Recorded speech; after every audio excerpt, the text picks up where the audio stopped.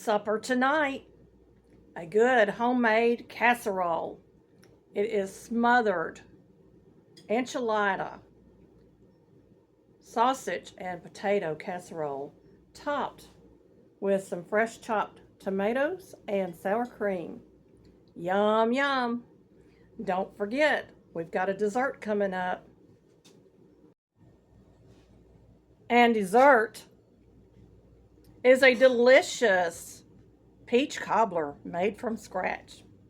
Stick around, we're going to go step by step in this video and show you how I made our supper tonight and our dessert.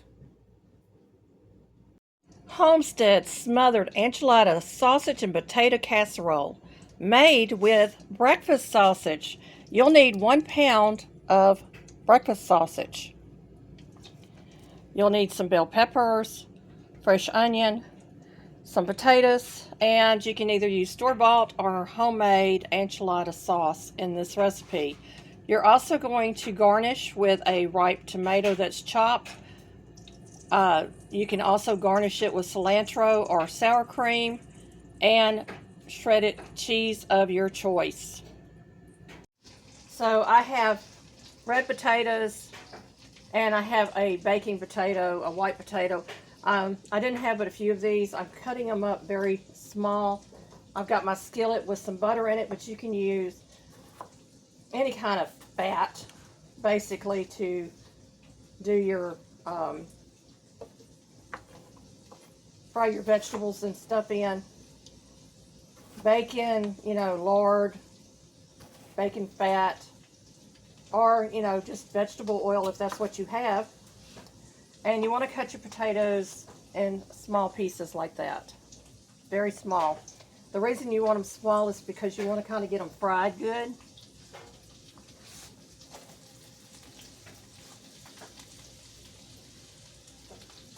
It doesn't take very long to cut these up. I even have a baby one in here. I said I'm going to go ahead and chop it up and get it in the skillet.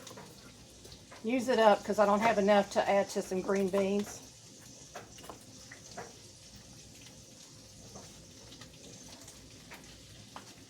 And I'm probably making more potatoes than I need, but that's all right. This one's got a little bad spot there.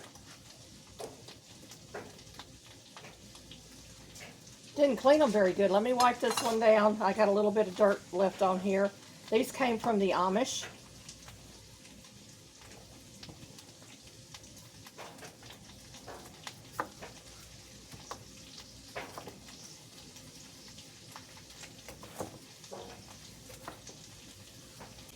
You could garnish it with cilantro or sour cream. And of course we're going to have melted cheese on top because it is an enchilada casserole. You want to have that cheese melting on top.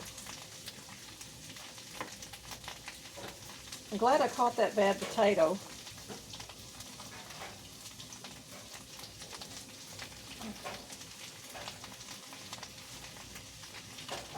And this one I washed.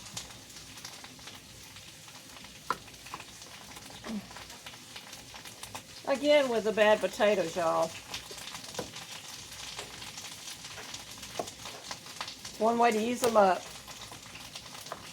And another good thing with this is if you made fried potatoes the night before and you have a lot of them left over, you can certainly use that in your casserole.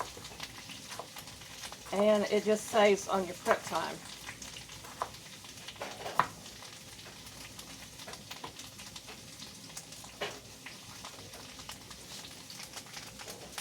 I'm going to go over here and stir these potatoes.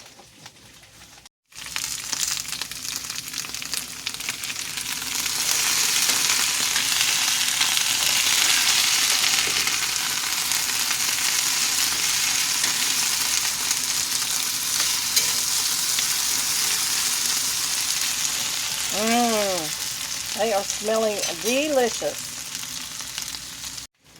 I'm only going to use 1 bell pepper, and it doesn't really matter if you use red, green, any of the colors, or you might even have them chopped up in the freezer like I do. But I had 2 in my fridge that I really need to use up that were fresh. So again, I'm going to cut this into strips. We're going to get rid of this pith a little bit.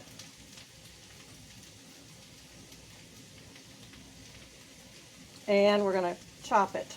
And then I'm going to chop my onion up. I'll probably only use about half of that.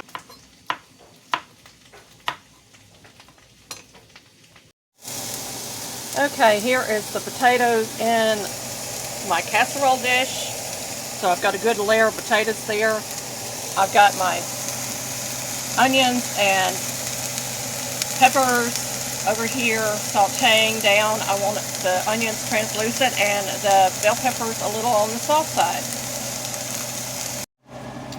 Okay, I've added my sausage to my skillet. I'm going to flip it. I'm going to break it up.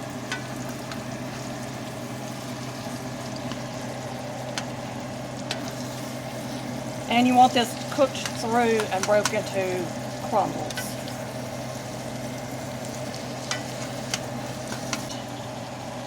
We're going to let that cook for just a few minutes until the meat is cooked through.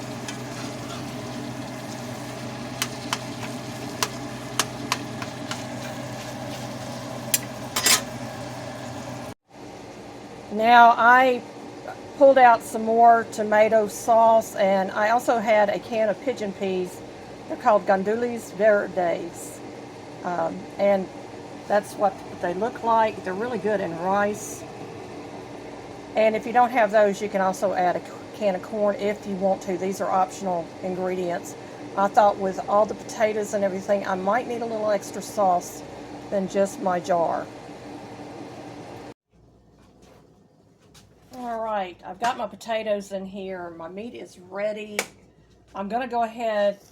This is optional now, but because we're having company, I thought, well, I'll just add something to this and step it up a bit. And that's the one good thing about recipes is you can make it your own. Now, if you don't have pigeon peas, gandules verdes, you can also use corn. Corn is really good with enchilada sauce.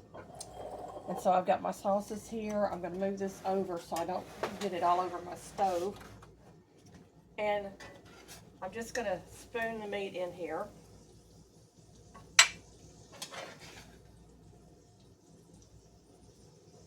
It smells so good, y'all. And of course, this is not diabetic friendly, unfortunately. I didn't have any pre-cooked potatoes. I would have lowered the carbs that had been refrigerated for about 48 hours. But it's going to be delicious. Let me grab my pot holder.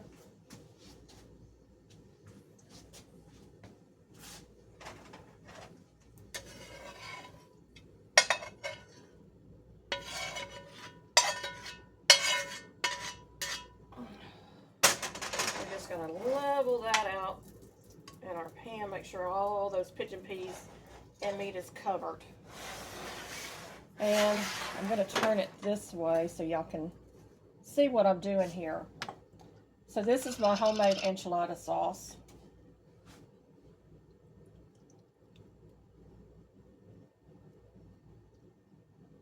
And we're just going to pour that over the top. And I figured I was going to need some sauce because I knew I was making more than I normally would make. So that's just stretching that sauce. I'm going to grab a spatula. We're going to spread that out.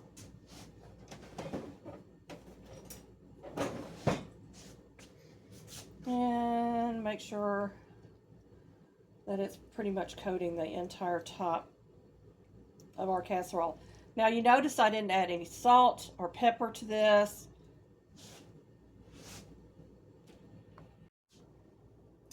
Okay, this will go into the oven. It will be 375 degrees Fahrenheit for about 20 to 25 minutes, maybe a little longer, you know, depending on your oven.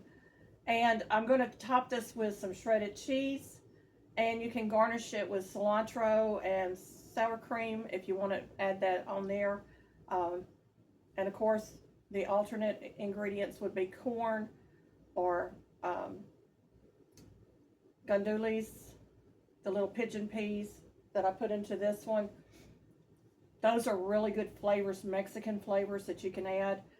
Very mild dish. It's not going to upset anybody's tummy, I don't think. So we have a full casserole that's getting ready to go into the oven. And while I'm waiting for that to bake, I'm going to start working on the peach cobbler. So let me grab my peaches.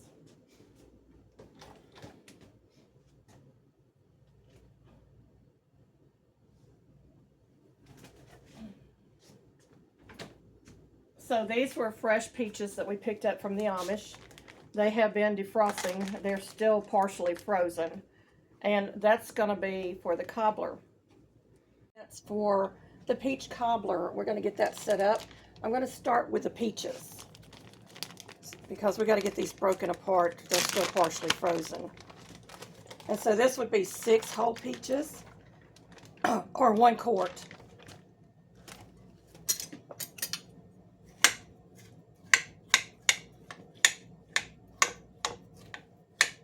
Into this, I'm going to add 1/2 cup of sugar.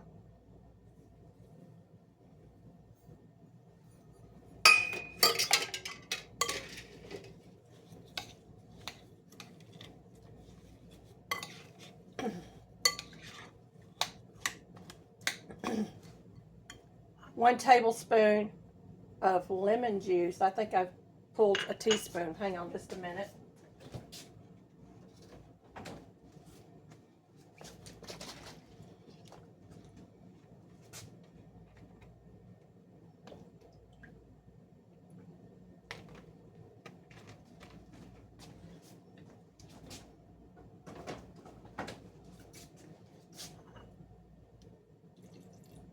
That's just going to offset that sugar that we just put in there. And I got some lemon juice on my granite, so I got to get that off. I'm also going to add in a pinch of salt. I think the pinch of salt was supposed to go, yeah, the pinch of salt is supposed to go over in the other one. So I'm going to put that over here with my other. So you can add a little bit of baking soda to this if your baking powder is old, which I'm going to do. Let me grab my baking soda. So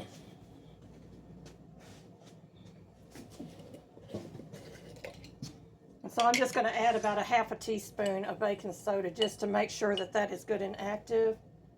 And I'm putting it in the wrong thing. I just messed this whole thing up. We're going to have to do that again, but that's all right. It's in there now. It's not going to hurt anything. We're going to give that a good stir. What we were supposed to add in here was cornstarch. Well, I'm out of cornstarch. So in place of the 1 teaspoon of cornstarch, I'm putting in 2 teaspoons of tapioca flour. Now you can substitute arrowroot for the cornstarch, measure for measure. So that's going to go in here as well. You see my stuff is fizzing up. It's not going to hurt the flavor. We're just going to have to do it again when we mix our topping. So we're going to get that into our pan.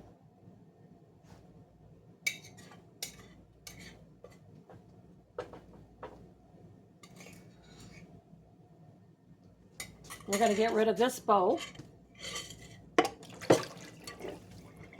And I'm going to grab another bowl and we're going to reset our baking soda and our salt. So 1 cup of AP flour, all purpose. 1 tablespoon of baking powder.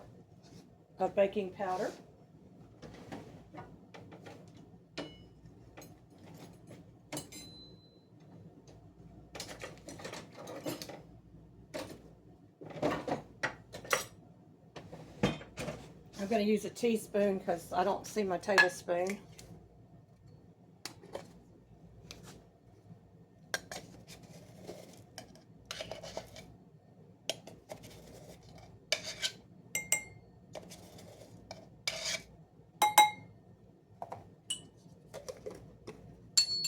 Now we're going to add in our half teaspoon of baking soda. So, you know, every cook messes up from time to time, but that's all right. We're going to give that a good stir. We're going to add in our pinch of salt. And I'm just going to take it out of my salt shaker, since I messed up on that too.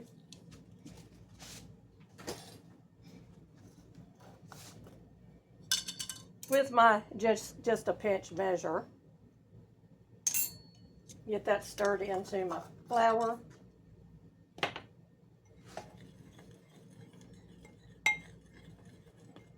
One cup of sugar.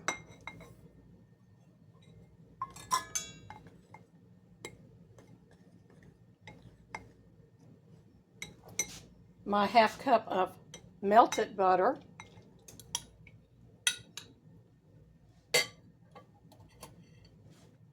And I'm substituting buttermilk for milk, but you can use whatever kind of milk that you have on hand.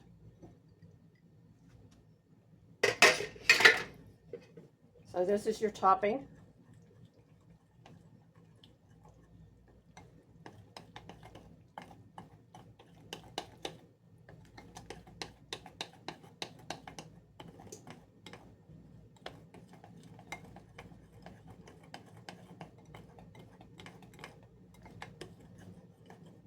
All right, I've got it mixed up, but we're just going to pour this over the top of our peaches.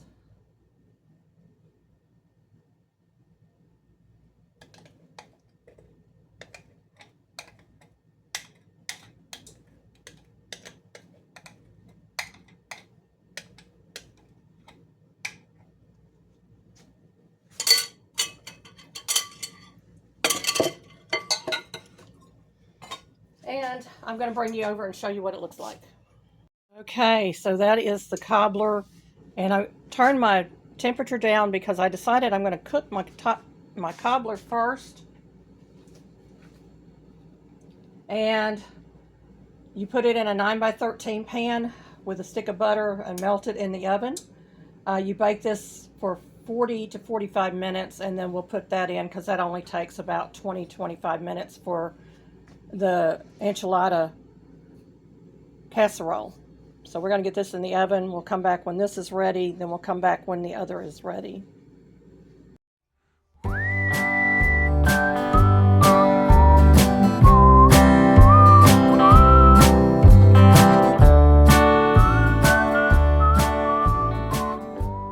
All right, the casserole is out of the oven. I'm going to get it plated up, and hubby's home. We're going to let him do a taste test.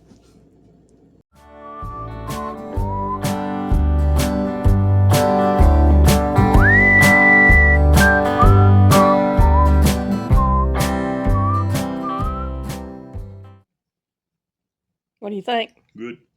You know what it is?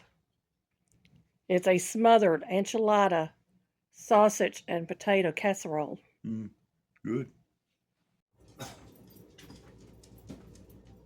Thank you, friends, for watching. Be blessed and a blessing. It's time to dig in. Mmm.